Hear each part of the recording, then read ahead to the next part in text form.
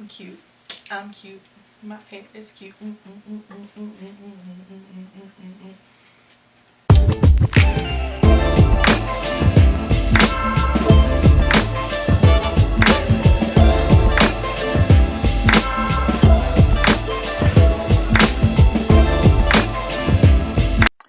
Hey guys, welcome back to my channel. As you can tell by the title, today we are doing another protective style. I installed these distressed locks myself, and I think they turned out pretty damn good. It took me a long time, so they better look good. I mean, that's all I'm saying. But today's video is just going to be me quickly showing you guys the process of how I installed these in my hair, what I used, the hair I used, how many locks I have, all those details, things that I ended up trying and incorporating to really master this style. You know, just share my process with you in hopes that it helps you if you decide to try this style out yourself. I'm gonna be straight up with you guys. This style took forever, which is expected. I mean, you're kind of doing 2-in-1, and you'll kind of see what I mean when we get into the actual installing the hair. So whenever I do faux locks, not the crochet ones, but whenever I do like faux locks from scratch, I always expect it to take some time because it is a process, but I definitely think it's a process that's worth it. Y'all let me know. Y'all think the style is worth it? I think so. But yeah, without further ado, let's get into this tutorial. Alright guys, so let's get into what I picked up to do this protective style. I needed to re-up on some Shine and Jam. I picked up some Cuban Twist Hair in the length 24 inches. And of course I got number 2. Let's see if that... So I got 4 packs of this hair. I'm going to use this to braid my hair up. And then to wrap, I picked up the Freetress Hair in 22 inches. And the number 2 again. I ended up getting 8 packs of this hair. And then of course, you guys should be familiar with this thing. I pull it out every time I do a protective style just to hold my hair and speed the process along. You don't have to stop in between finishing each braid to separate hair. You just pick it up and keep it rolling. Other things you might need: a wide tooth comb to detangle your hair, a Rattail comb to part. I also picked up this parting comb, which I'm excited to try. I've used it for another style, but I haven't used it yet for like braids or twist or like a protective style, so I wonder if this will be as cool and helpful. Scissors. Of course, we need a crochet needle. I think everyone and their mother has this one. Good old crochet needle. I've already washed, deep conditioned, and blow dried my hair out, so I'm ready to jump into the protective style. I'm going to be doing, usually I do like box or brick layering parting method. I'm going to try to do the freestyle parting because these are locks. I want them to look as realistic as possible. I'm going to go ahead and separate the Cuban twist hair onto my holder first, and then I'm going to go through and part and braid up my hair, and then I'm gonna actually go through and start the wrapping process. Whew. Okay, I'm gonna take some of the Shine and Jam and put that along the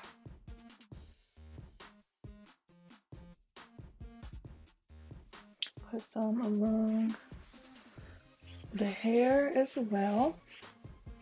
Let me see, just brush that and smooth that out. I have a tendency of braiding too tight. Like, I try my hardest not to, but it seems to be inevitable. With this style, you do not want to braid tight. You want these braids to be pretty loose because the wrapping process in and of itself is going to make it even tighter. But yeah, I want it to be relatively loose, especially at the root, so there's enough room to slip the water wave hair in between. This step is pretty simple, especially if you already know how to braid. You're just going to lay that Cuban twist hair right on top, and then you have 3 strands and you start braiding. Boom. Super easy. Don't have to worry about like doing a knot or anything, and it's fairly secure because you're braiding the hair.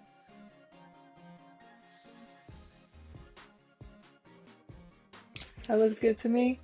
Probably could have did it a little closer, but you know, I don't want to risk it. I don't want to risk pulling my hair out with this style, so it's fine. So yeah, I'm just gonna braid down to where my hair ends.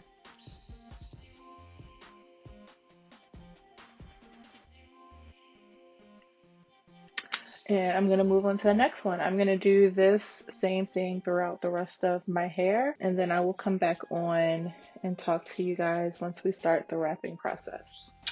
All right, so I am all braided up and sectioned off. Give you guys a look.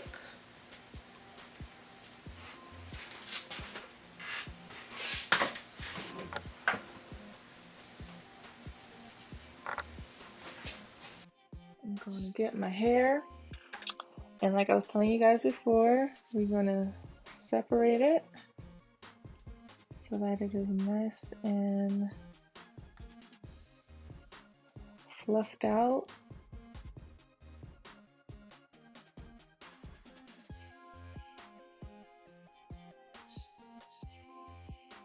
So that looks good. All right, I'm gonna get my crochet hook. It really doesn't matter which direction. I just try to make sure that it's like at least right underneath the braid. Hook that on, pull it through,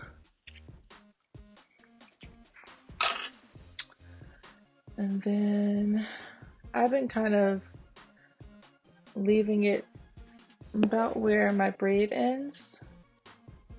That's how much I'll leave on this end, and hold that with the braid. And then I start wrapping. So for the root, I want it to be pretty snug, not tight, because I want to be able to sleep and style my hair, but you know, want it to look fresh and want it to be tight so that it's tight enough so that it's secure. So I probably wrap it maybe 4 or 5 times around pretty snugly. And then, yeah, that's a good enough amount down. It's covered up the start of the root of the braid. And so now I'm gonna loosen up my wrapping. So you just throw it over. It really doesn't matter how it looks. That's part of the fun with this style is, you know, it doesn't have to be perfect. So just toss it over. Don't gotta pull it too tightly as you wrap. Get that distressed look. As far as the little loops, so this was a little hard for me to grasp at first. At first I thought you just loop the whole strand of hair, but that would create a really, really big loop, and I didn't like the way that looked. So what I would do is, before I, you know, bring that hair over to wrap, I just put my thumb in there and pull out a little piece like that.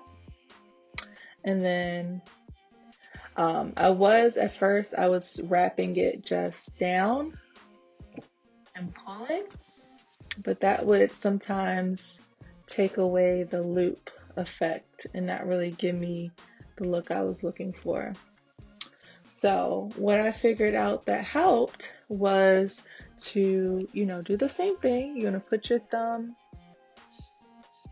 there and pull out that little piece of hair. And then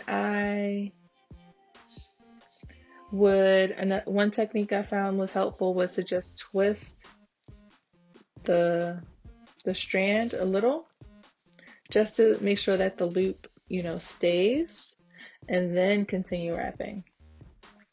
Pull that thumb out and continue wrapping it around.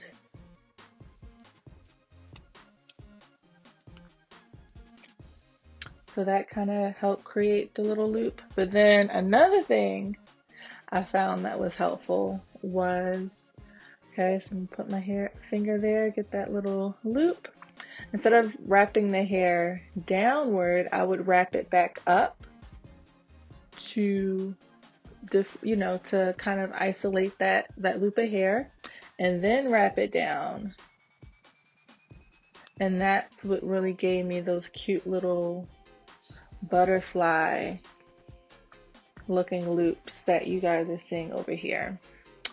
So just a couple ways to do it. I really suggest switching it up. The more, ununiform they look and more distressed and, ragged. I don't know another word for raggedy, but unkept. I don't know. The better they look. And so that can be switching up the technique a couple times on one lock. So yeah, I'm gonna continue to wrap this one down, and then I'm going to show you what I do once I run out of this strand.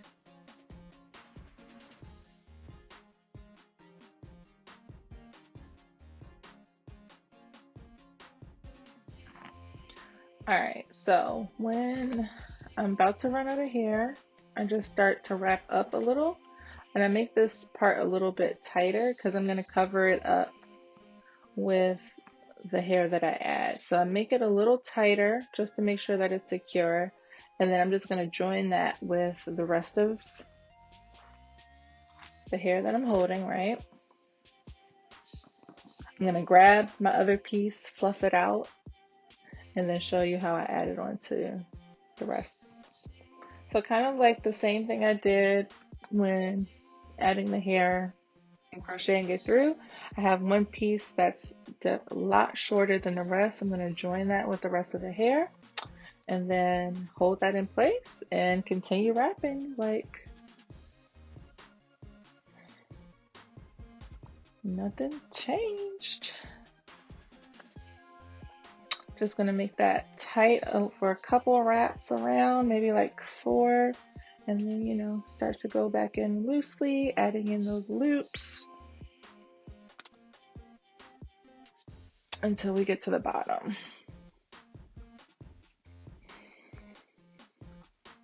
For a couple of them, I have added a little bit more hair once I run out of the second strand. Because I'm going for a specific length in the back, which I think I've achieved, but I also like when I pull my hair like up, that it, is around the same length. So the ones in the front are definitely longer than the ones that I did in the back. And the ones in the front and like the middle are definitely a little bit longer than the ones that I did in the back. I ended up adding maybe like another half strand of the water wave hair just to give me that added length. Like if I ended this one here,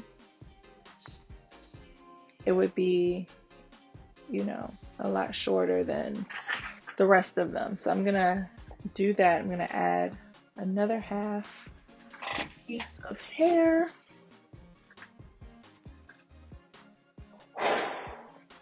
You'll see why this is a process. This is a process, man.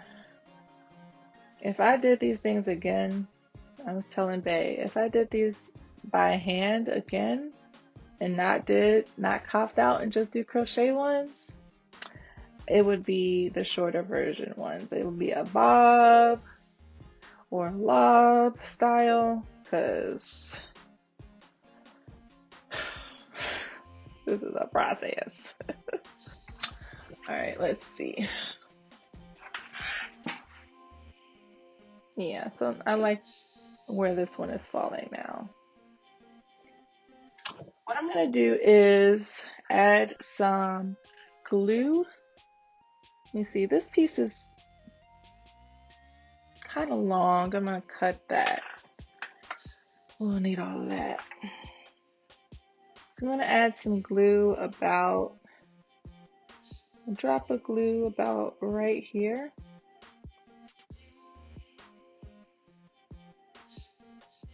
And then start wrapping the hair upwards and securely. You know, you want this to be tight. It's the ends. Don't want them unraveling. And I'm just gonna wrap it up and over that droplet of glue until I can't wrap no more. Give it a little rub just to make sure it's good and snug. Bars. Oh, I need to go to sleep.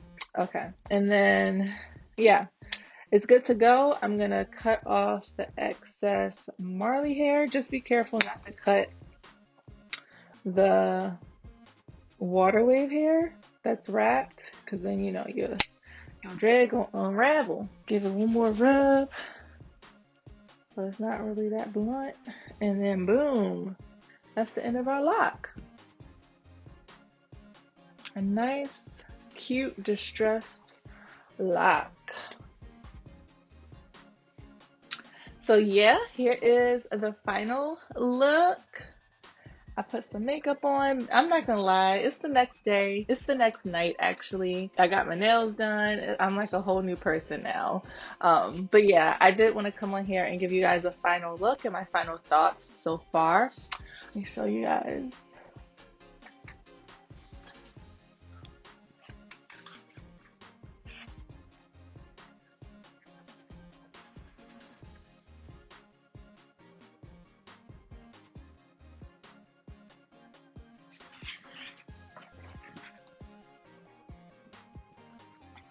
I didn't do my edges on this side, but to give you guys a look at how big they are in the front versus the back. I think I mentioned this while I was installing. I definitely did them a lot bigger in the back because why waste the space and time? Ain't nobody really gonna see that. So yeah, they are a lot bigger in the back and a little bit smaller on the front perimeter of my hair. Yeah, I love how they turned out. I'm super happy that I took the time out to put this protective style in. I don't have to touch my hair for at least a month. And yeah, this is a style that's just going to get better as it gets older. It's one of the reasons I love faux locks. So yeah, I hope you guys enjoyed this tutorial. Leave a comment down below if you have any questions or if you're planning on trying this style out yourself. Are you going to go super long like I did? Are you going to try to do a bob or a lob? Let me know down below. If you enjoyed this video, please be sure to give it a big thumbs up for me. And I will see you guys in my next upload.